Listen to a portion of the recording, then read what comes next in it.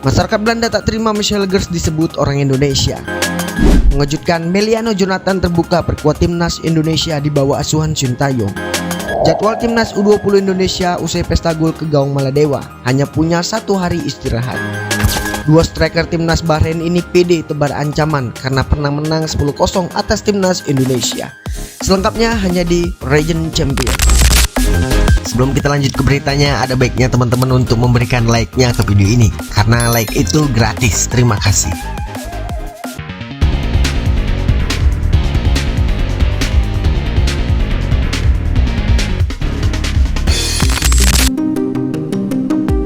Masyarakat Belanda dengan akun X Maure tak terima Michelle Gers disebut sebagai orang Indonesia saat melihat daftar susunan pemain Manchester United versus FC20 di matchday pertama Liga Eropa. Protes itu dilancarkannya di unggahan akun Opta Johan yang mengatakan untuk pertama kalinya dalam 8 tahun terakhir ada klub Liga Belanda yang menurunkan 9 pemain Belanda sebagai starter di kompetisi antar Eropa. Ia pun melayangkan protesnya.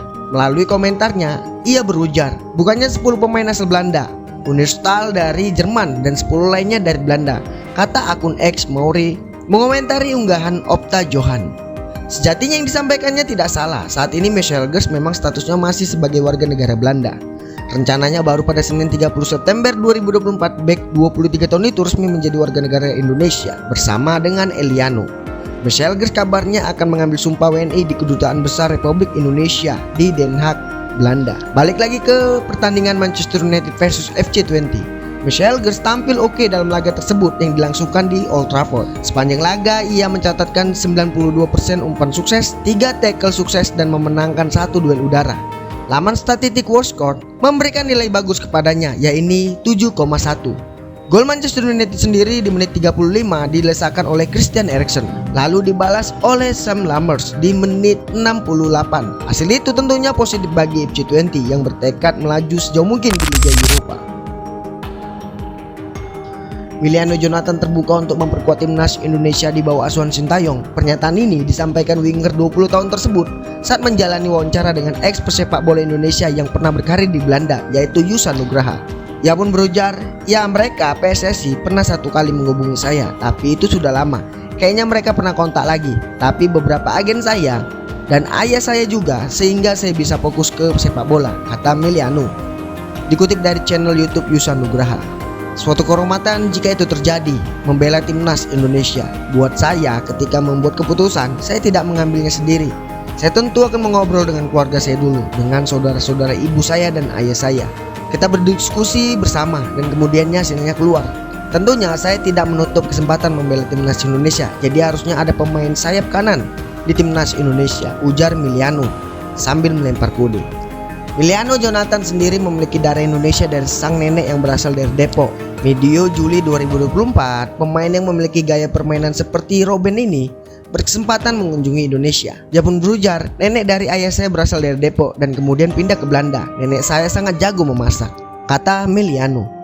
Berbicara kualitas, jangan remehkan pemain yang satu ini. Saking takutnya kehilangan jasa Meliano Jonathan, PTSC Eindhoven menyodorkan kontrak profesionalnya pada tahun 2020 atau ketika usianya baru 16 tahun. Setelah mendapatkan kontrak profesional, ia tak langsung menjadi pemain reguler di klub itu yang saat ini mentas di Eredivisie.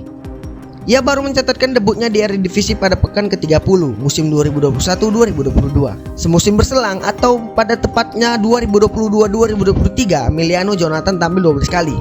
Sementara itu pada 2023-2024, Meliano Jonathan hanya tampil 6 kali di Liga Eredivisie. Minimnya menit tampil yang didapatkan Meliano pada musim lalu karena winger 20 tahun ini mengalami cedera. Alhasil ia absen membela klubnya dari Oktober 2023 hingga akhir musim 2023-2024. Baru di musim ini Meliano menemukan permainan terbaiknya bersama klubnya yang berkompetisi di Eerste Divisie musim 2024-2025 atau Liga 2 Belanda. Dari 7 pertandingan, Meliano Jonathan mengemas 3 gol dan 1 assist. Menarik menantikan jika nantinya Meliano gabung timnas Indonesia. Ia akan mengisi posisi winger kanan dalam pola 3-4-3 racikan Sintayong.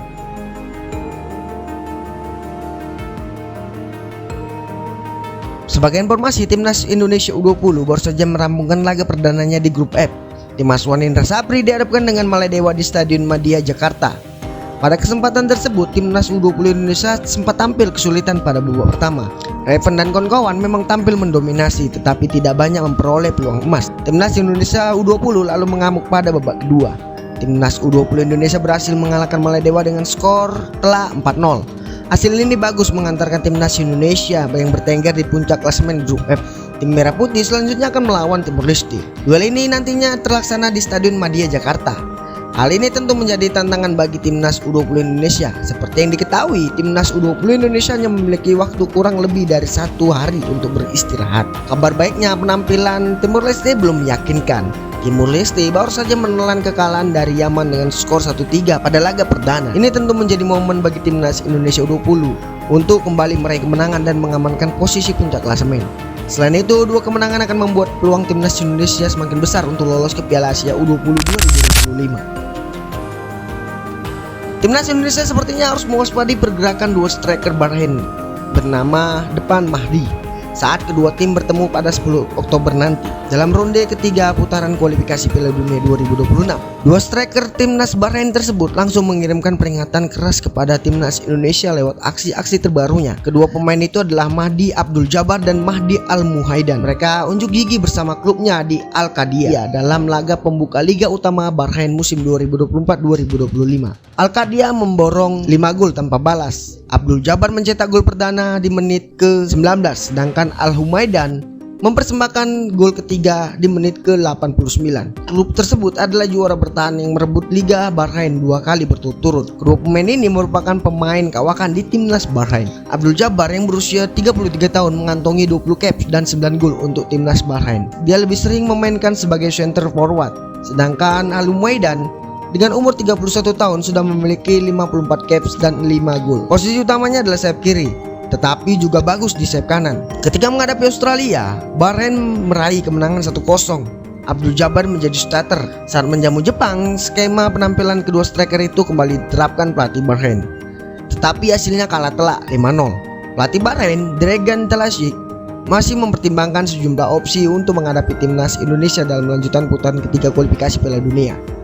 Pelatih itu membuka peluang duo Mahdi itu langsung tampil bersama sejak awal saat menghadapi Indonesia nanti.